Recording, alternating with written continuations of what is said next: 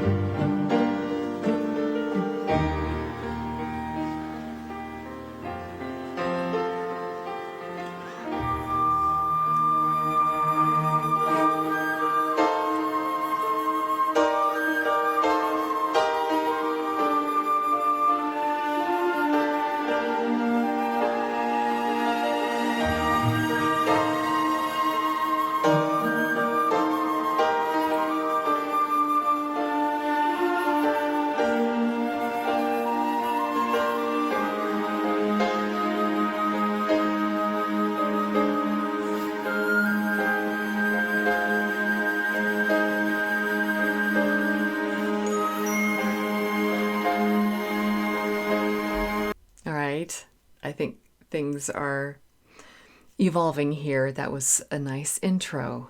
Wow, so yeah, the piano really started in the spotlight. No pressure or anything. That close-up on his hands. He's very cool and calm and smooth here. I mean, really big audience, get a little nervous there. No, you can tell this is a seasoned performer.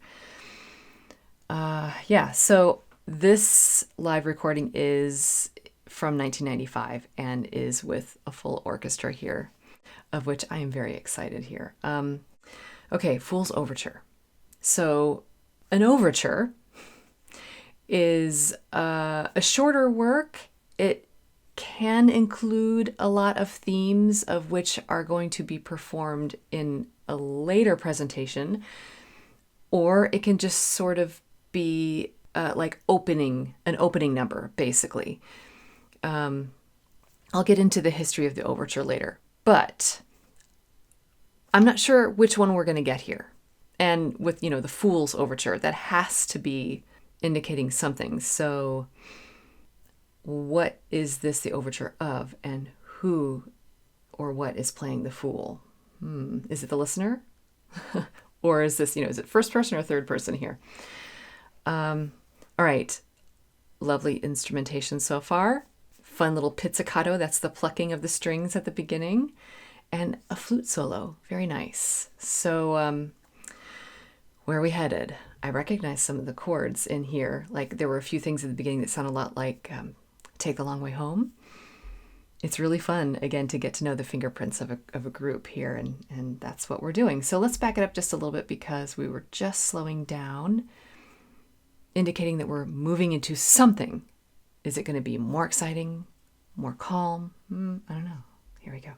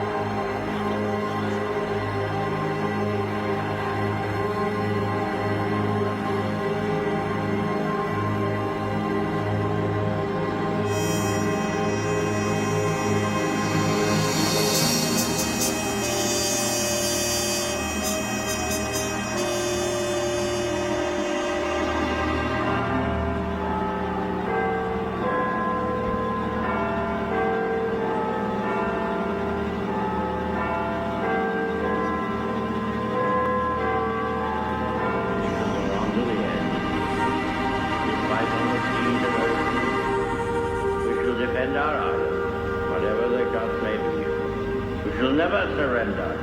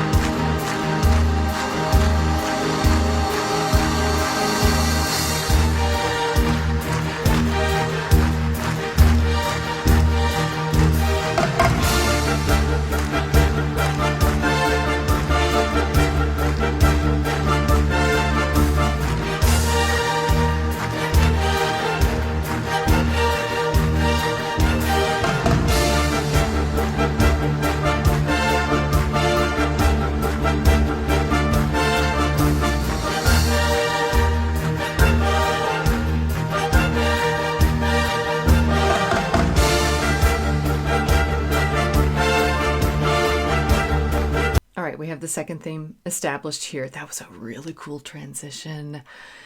There was a suspension that was just held on like one note. And I don't think it was on tonic. I'm trying to think of which note it was and where it pivoted into. But there was one note in the orchestra that was just rumbling. There was tremolo, which is where you take the bow and just kind of shimmer it back and forth on the strings. And we saw, there was like tam-tam or gong, and the timpani, there was just this rumble. It was very sparkly and kind of gave me the chills here. And so then we went into this more energetic new statement here of this new theme. But there's a lot of repetition in it. That's cool. That's totally fine. I'm just, again, where are we headed? I'm seeing... okay, so that cool piano there is like a mix of an acoustic grand piano, but also a keyboard? Or is it all just electric? Sounds great, but the string sound, I saw him playing in the right hand. I was like, those strings sound fake. Not a problem, but just, because the real thing is right behind him. But then I did see that the violins were playing along with him. So the real strings were doubling with the fake strings, and it created kind of an interesting sound. That is kind of interesting. But there is just this energy building here. And it's almost uncomfortable. Like, where are we going? Where's this headed? All right, so let's just keep going.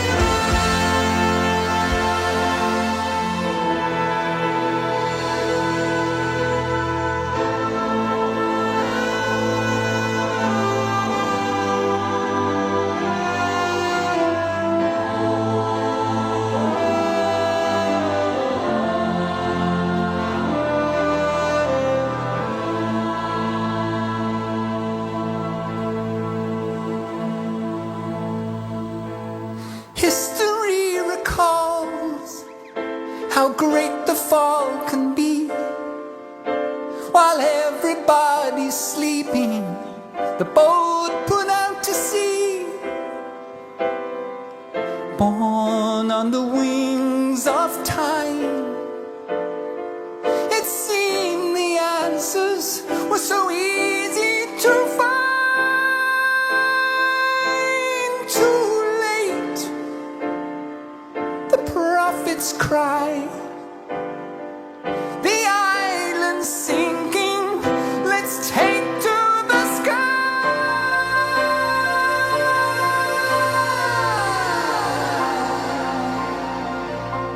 Called the man a fool and stripped him of his pride. Everyone was laughing up until the day he died. Although the wound went deep, well, still he's calling us out of our sleep. My friends, we're not alone. He waits in silence to lead us all home.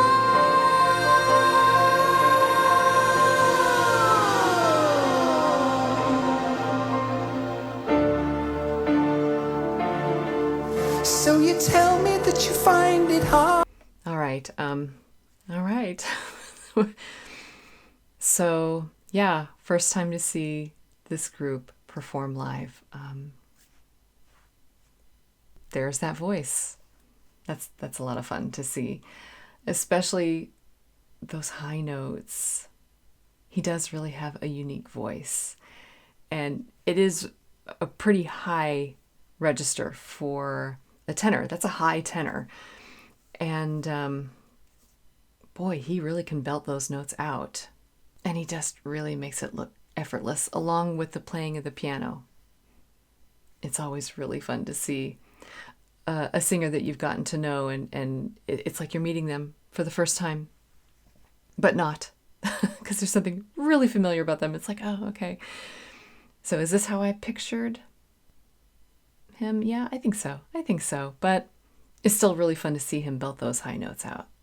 Again, it's just a really unique voice. All right, I do apologize that I'm not catching the lyrics. I will go and read them in a little bit here, make sure I don't miss anything. So I still am not sure what this is an overture to or from. You never know. And who's the fool? All right. Right now it's still me. Okay.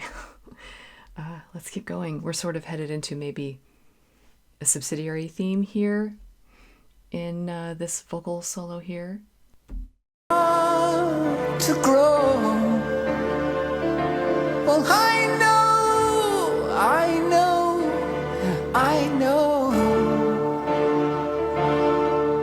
And you tell me that you've many seeds to sow.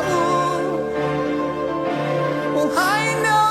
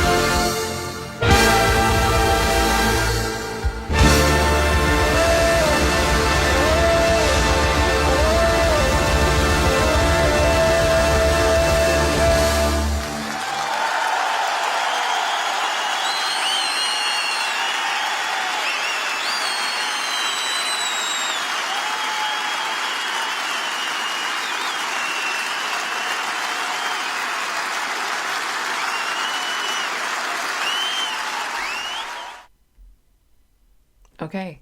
All right. That was quite a large work. It was very epic. There were a lot of really beautiful moments in this. I appreciate it obviously because of the orchestra and the choir. I forgot to mention that in the last break that I took there. There's a children's choir in this, and they did a really fantastic job. Especially the second entrance that they had. They had to really, it was almost like a Charles Ives moment where he was a composer that sort of wrote like two things over the top of one another, if that makes sense. Like two songs happening at the same time. That's sort of one of his tricks, one of his fingerprints. So there was the main piece, but then the choir came in singing a different song over the top of it in a different key. Was it also at probably a different tempo, like a different speed, but the stuff underneath, I'm trying to remember if it was just a held sound, a held note, or if there was actually metered stuff going on. Regardless, they did a really, really great job. I'm assuming that they were able to hear their starting pitch, the note that they have to come in on, and like a click track or something, and then they each had their own little microphone there. So yeah, that was quite the production. Wow. The saxophonist was fantastic with both instruments that he had there. It's always really interesting to hear a saxophone with an orchestra. There aren't that many works out there that include a saxophone with an orchestra. But there are a few, but then there are actually some concerto works for saxophone, which means that the saxophone is the soloist and they play their solo with the orchestra as their accompaniment. And so there are a handful of those that as an orchestral musician, we play those. We get to know the orchestra part and have guest saxophonists come in and do that. But otherwise, we see saxophones coming on stage with us like for a classical orchestra, a symphony orchestra, for pops concerts rather than the classical concerts. So it's really fun to see the saxophone coming in. And, me now knowing some of the Supertramp songs, their discography, I remember the saxophone usage in there. So of course that's got to be there, right? And at first it was the bigger sax, was that Barry sax probably, and then was it the soprano sax? Right? So that's part of the sparkle of this particular piece. I talk about sparkle a lot in music because it does. Music it bubbles and sparkles a lot. And sometimes that's when we get, chills and goosebumps. This one had a lot of really great moments. There was a lot of texture to it. And so I'm not sure how much of a live orchestra there is used in the original studio version. I would be really interested to go back and listen. So again, if you think that's a good idea, let me know in the comments. And I think I can definitely appreciate a different version of this, but I'm just really curious as to what that is. But for now, I'm going to appreciate this. Whoever did the orchestration with this really did a fantastic job of utilizing the orchestral instruments to create these special little beautiful sparkly moments. So let's actually go back and check one of those out. Okay, maybe around here.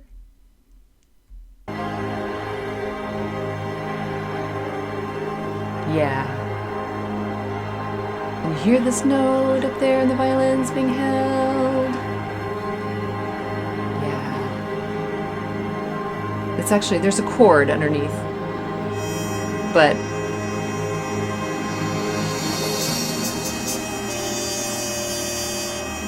yeah, it was a lot of suspension there going into this. Now you see the tremolo and bells.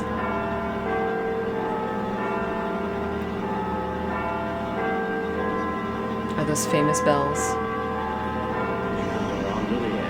They're British. Is that Big Ben?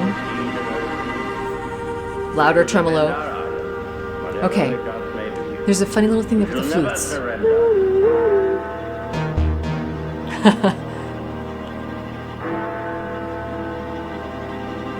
I love that sound down there. Another swell. Yeah, Yeah, it's just so shimmery and sparkly. It's just wonderful. It's wonderful. It's a precursor into something, though. So again, I still don't quite know what this is about. Should we look? Okay, I think we should look. I'm going to look for the lyrics here. Okay. We shall go on till the end. We shall fight on the seas and oceans. We shall defend our island, whatever the cost may be. We shall never surrender. Island as in England? Am I catching on to this? History recalls how great the fall can be. While everybody's sleeping, the boats put out to sea. Born on the wings of time, it seems the answers were so easy to find. Too late, the prophets cry. The island's sinking, let's take to the sky. Called the man a fool, stripped him of his pride. Everyone was laughing up until the day he died. Ooh, though the wound went deep, still he's calling us out of our sleep. My friends, we're not alone. He waits in silence to lead us all home. So you tell me that you find it hard to grow? Well, I know. And you tell me that you've many seeds to sow. Well, I know. Dreamer, can you hear what I'm saying? Can you see the parts that I'm playing? Holy man, rocker man, come on, Queenie, Joker man, Spider Man. I thought I heard Spider Man in there. What? Blue-eyed meanie. So you found your solution. What would be your last contribution? Live it up and rip it up, and why so lazy? Give it out and dish it out and let's go crazy. Okay. Well, at first I was thinking this was, like we shall defend our island. We shall fight on the seas and the oceans. I was thinking this is like a call to war. And then I heard the bells. And so I was just thinking Big Ben. And so this could be with Big Ben. One of the world wars? One or two? Probably two. World War II. Called the man a fool, stripped him of his pride. The island sinking, let's take to the sky. So is that like giving up and fleeing? Yikes. Okay, my friends, we're not alone. He waits in silence to lead us all home. I'm not sure what this is about. But can you see the parts that I'm playing? Like taking on many different roles, or is it like deceiving people? Well, whatever this is, it goes really deep. The wound is deep. But I'm not sure if it's about like national pride or if it's more of a personal pride, or maybe a mix of both. Whatever it is, I think there's a big story that has been told here. So maybe that's the overture. Except it's of a fool. Well, I'm not going to play the part of the fool. I instead am going to make the best of what I know just from this listen through. And again, the shimmer of it, but then also the repetition of a couple of the themes, and then mixed with his singing. I think there's enough of a musical story here to really be well established. So let's just see how some of that was done. We already heard some of the shimmering with that suspended note, the couple of notes there, and the tremolo, how they sort of shake the bow really fast there. But let's move ahead to where the choir came in.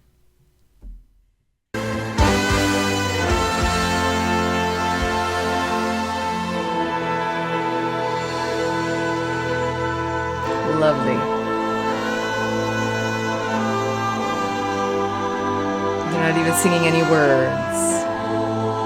And it's so profound. There's something about the human voice joining together. Young voices, too. With the saxophone over the top. Lovely. Okay. History recalls how great the fall can be. While everybody's sleeping, the boat put out to sea. Born on the wings of time. All right, so, okay, his voice. It's another part of the shimmer here. And actually the quality of his voice is very shimmery. He doesn't really use vibrato, which is when you sort of wiggle the note, like you can just sing a note, straight tone, or you can use vibrato. And he doesn't really do that. It sort of shimmers really, really quickly, but it's not like an intentional vibrato. It's just sort of part of the emotion that comes out in his voice. And again, that mixed with the uniqueness of his voice. Is it the most beautiful, smooth sounding voice? No, it's not.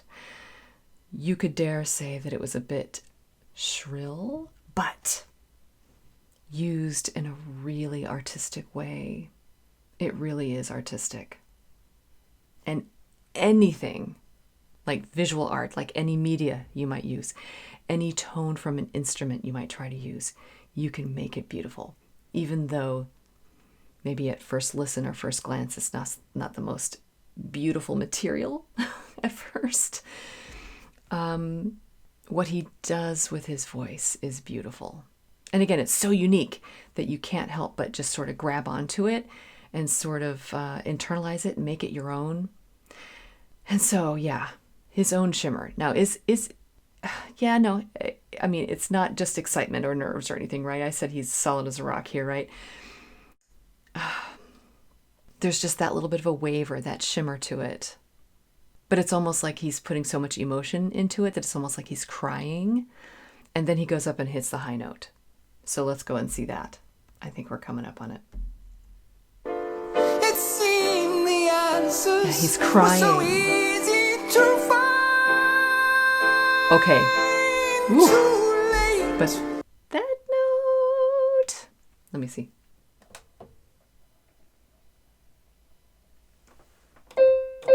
Yeah, it's a C. So that's not too high like for a soprano. That's like right in the sweet spot for a soprano voice. Getting up there a little bit for alto. But for a tenor, that's going to be up there. And so the little bit of wavering, that the shimmer that I called it, when he first started singing here, did not stick around for that note. We have to go back and hear that note again. It's glorious. And again, it's like he's crying and you just want to cry with him. It seemed the answers were so easy to find. Too late. And the way he does that, he's opening up his mouth, like in the front of the mouth, but also in the back. So, fa, instead of fa, fa. It's really projecting, but then he goes, fine, when he closes to that, and he's able to retain that tone. It's a really pushed, straightforward tone, but you can tell he's comfortable up there because he slides down out of it. I have to hear it again. Were so easy to find. Too late. Nice. The prophets cry. Okay, and so now the familiarity that I have with his voice, the prophets, there are other things that he says. What was another one? It was the word silence, I think. Let's see where that was. When I heard it, I was like, oh, I know that voice. I'm not alone. He waits in silence to lead us all home. Oh, that note again. Okay, the silence. There's something about how he does silence that is just his style. And I immediately recognized it. But there was another place up ahead here where it did sound like he was crying even more. I know. Yeah. Oh, I love this. Oh, okay. Oh, there we go. Okay, let's back it up a little bit. Excellent moment here. I know. Let's back it up even more. Get into it. It's to soul.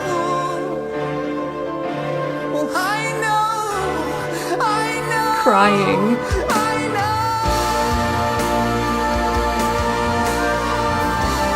Oh, that little, that suspension. Oh, I love this spot. Yeah.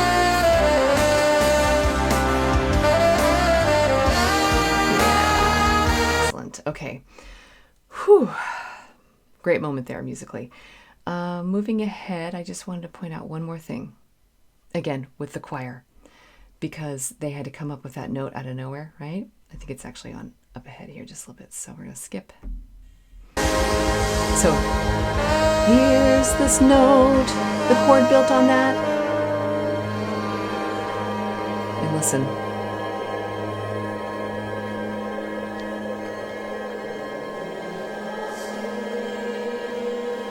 That's hard to do.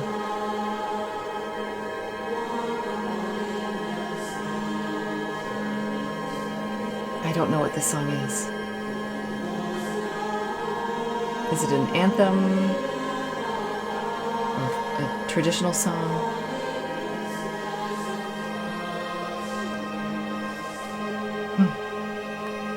But it ends. And then that pivots into the next part. Okay. All right. That is quite an adventure there. Okay. So that was Fool's Overture, the live version by Supertramp. What a joy that was to see this group perform live. To see the face that goes along with that voice and also see the voice in action was really exciting. And then the entire orchestra and the choir and then the band members. This was quite the production. The overture part, I don't know. Is it a standalone? Or is it touching on themes of which is a part of the album in which this was released? I am very interested to know. So if you know, put in the comments, let me know. So, would I listen to this again? Absolutely. And I think, like, if I were to keep listening to the live version here, I can already tell you, I'm already super curious to find out what the original sounded like. And hearing this first is not going to take away from the original. In fact, I feel like I know it, on a level that there's sort of already this respect there for it. And I can't wait to hear it. So let me know if it's worth it, if I should go back and listen to the original, the studio version, because I think I might have to agree with you that that's a good idea at this point. Okay, so thanks for coming along with me on this little overture adventure. And as always, just remember that you don't have to be perfect. Just be okay. And keep listening.